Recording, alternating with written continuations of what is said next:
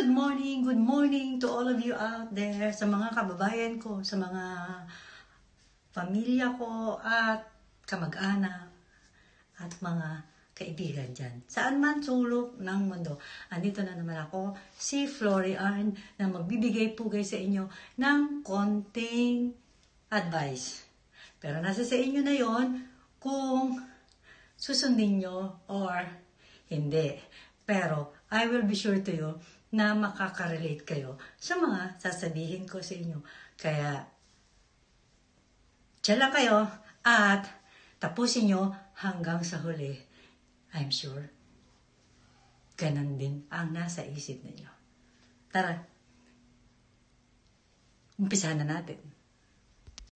So, umpisahan na natin guys. Ang unang tanong ko sa inyo, mayroon ba kayong kilala, kapamilya, kamag-anak, kaibigan, or bagong kakilala na ganito ang mga ugali? Well, eto na nga yung aking ipapaliwanag. Ano ba ang Facebook? Ang Facebook ay ginawa dahil ito ay para sa face natin, di ba? Puro face nga, kaya nga face. At book, yung parang ito yung album natin, kaya Facebook. Parang ginawa na nga na natin tong album, di ba? So, yon ang ibig sabihin ng Facebook. At bakit ito ginawa ni Mark o ng Facebook? Dahil para sa mga tao na magkakalayo. Lalong-lalo na doon sa mga pamilya na hindi magkakasama dahil ang ibang pamilya nila ay nasa ibang bansa. At dito sa Facebook, pwede silang magkaroon ng komunikasyon. Makikita nila ang isa't isa at malalaman nila yung pang-araw-araw na ginagawa ng pamilya nila. It's either yung anak nila o yung kanilang magulang, kapatid, or kamag-anak, at kung ano-ano pa. In short, nagbibigay ng kulay sa buhay ng bawat pamilya. Pangalawa, tungkol sa mga kamag-anak. Ginawa ni Facebook din ito para yung mga matatagal nang hindi nagkikita, yung mga magkakaklase dyan, o yung mga long-time friend, na matagal na hindi nagkita o nagkakilala. Pero dito sa Facebook, muli silang pinagtagpo ng tadhana. Hindi lang yon, pati yung mga nagkakaibigan na ngayon, pinagtagpo pa rin ng tadhana dito kay Facebook. Pangatlo, syempre, yung mga kaibigan natin. Kaibigan natin na matagal na, nung unang panahon pa at hanggang ngayon, ay nandyan pa rin.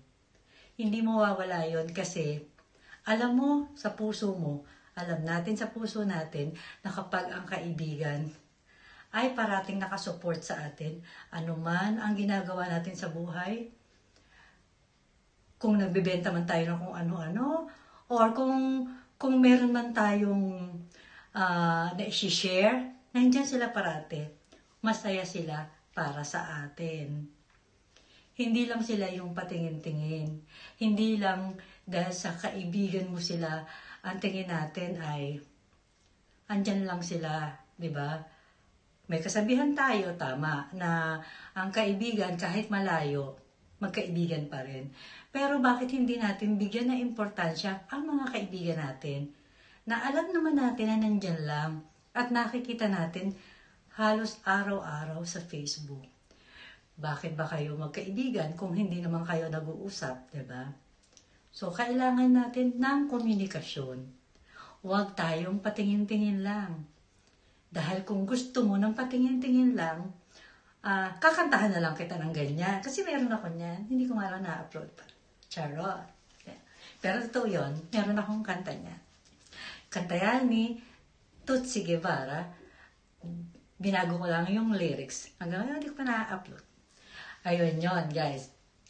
Kasi ang kaibigan, pag sinabi mong kaibigan talaga, lalo na yung mga very close friends mo, ay matatawag mo talagang best of friends, hindi ka nila lalayuan. Kahit pa magkaiba kayo ng ideas, kahit pa magkaiba kayo ng pananaw, hindi kanya iiwan. Kasi dapat marunong siyang umintindi na hindi lahat ay pareho ng paniniwala. Para lang yung isang pamilya na minsan nag-aaway-away kahit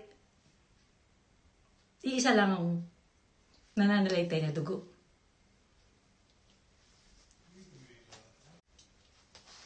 At syempre, yung nasa huli, yung Facebook friends na nakilala mo sa Facebook, yung mga ka-business partner natin na nakilala natin sa Facebook, magkakalayo tayo ng landas o sa iba't ibang panig ng mundo. Pero, nagkakaroon tayo ng komunikasyon.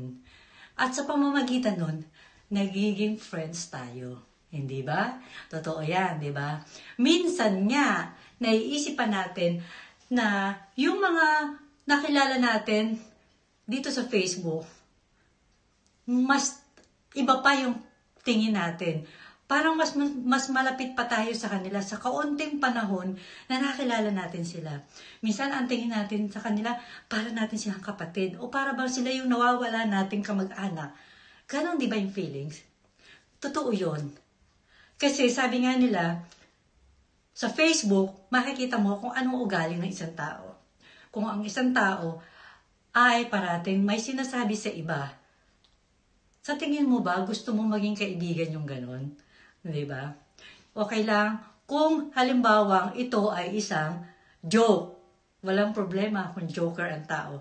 Pero kung hindi naman siya nagjo-joke at parang hirap siyang tanggapin, yung mga nakikita niya, parang laging negative. Diba? So, hindi maganda yun. Hindi natin pinapatungkol ito tungkol sa mga nangyayari ngayon. Ibang topic yun, yung gagawin natin doon. Ang sinasabi natin ay tungkol sa mga magkakaibigan. At syempre, dahil Facebook to, natural na magkakaroon ulit tayo ng komunikasyon.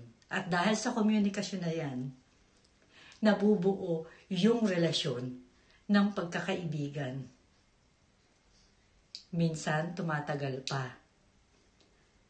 At di ba nasasabi natin na sana magkita-kita tayo kasi sinasabi natin sa isa't isa na gusto ko yung ugali mo dahil halos parehas tayo. Totoo yun. Kasi marami akong Facebook friends, marami akong mga business partners na halos yung ugali namin ay iisa. Makikita mo kasi sa mga post nila, sa mga sinasabi nila na halos parehas kayo ng ideas, ng ugali, at kung ano-ano pa. Bakit ko to sinasabi, guys? Kasi marami sa atin, kamag-anak, pamilya, kaibigan, or bagong kaibigan, na binabaliwala tayo. Na nandyan lang sa atin kapag may kailangan sa atin. Na hindi mo man lang makita na nag-support sa'yo kahit isang beses, hindi mo siya nakita.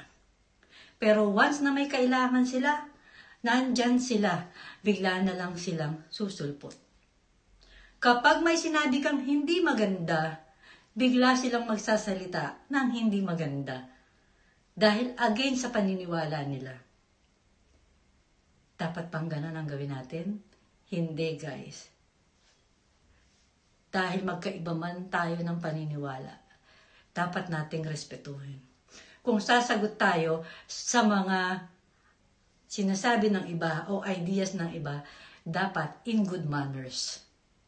Hindi yung makikipag-away. Papaano mo mapapabago ang mundo kung ikaw mismo ang sumisira sa ginagawa mo? Pwede tayong magbigay ng informasyon, pero hindi tayo dapat makipag-away. Ngunit, kapag inaway ka, nasa sayo na yun kung papaano mo sasagutin. Kung gusto mong sagutin ng maganda or ng medyo may pagkabastos. 'Di ba? Kaya, ikaw yung bahala. Ikaw yung magde-decide kung ano man ang gusto mo. Pero syempre, lagi kong sinasabi, makipag-communicate tayo. Huwag tayong patingin-tingin lang. Hindi kita inad dahil para tignan ko lang ang mga nasa Facebook mo. Gusto kong makipag-communicate sa'yo. Gusto kong makilala kita ng totoo. Gusto kong malaman kung ano ba yung mga ideas mo.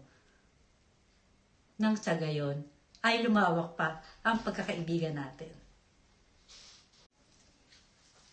Kaya ang payo natin sa lahat ay huwag maging selfish, huwag maging inggitera, at higit sa lahat, magbigay ng pangunawa sa bawat isa. Nang sa gayon, kahit papano, may magawa kang maganda sa ating lipunan at sa mundong ating ginagalawan. Huwag parating away ang nasa isip. At kung mayroon kang makita na humingi ng suggestion sa'yo, bigyan mo ito ng magandang pananaw at hindi ng negatibo. Dahil ang negatibo ang nagsisimula ng away sa bawat isa sa atin. Kaya yun lang, mga kapatid, mga loves, ang aking maiksing pananaw na ibinahagi sa inyo na sana kahit papano ay may natutunan kayo. Siyempre, hindi lang para sa inyo, para sa akin din. Dahil ako ay hindi perfecto. Kung meron man akong nagawa na hindi maganda at sa tingin nyo ay hindi nyo nagustuhan, just tell me. Pwede nyo akong i-message anytime. At tatanggapin ko. Siyempre, laging nakahanda ang aking sorry. Kasi hindi ako madamot na tao at hindi rin ako yung matampuhin na tao.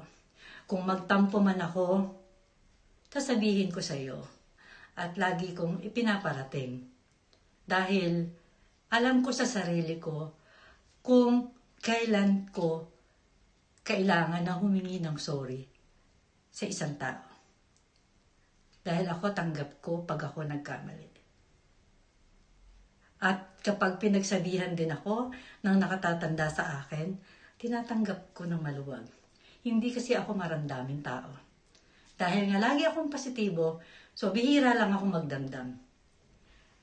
Kaya lang ako siguro magdadamdam kung ang isang tao ay sobrang niyurakan ang aking pagkatao. Yon ang hindi ko kayang tanggapin. Lalong-lalo na kung sinisira ako ng isang tao. Dahil ako si Florian, mabait, mapagmahal, pero palaban. Hanggang sa muli, mga kapatid, at sana ay nasa mabuti kayong kalagayan at lagi kayong healthy. Yun ang dasal ko para sa lahat ng mga ka-Facebook friends ko. I love you all. Don't forget to smile always and be positive. Bye-bye!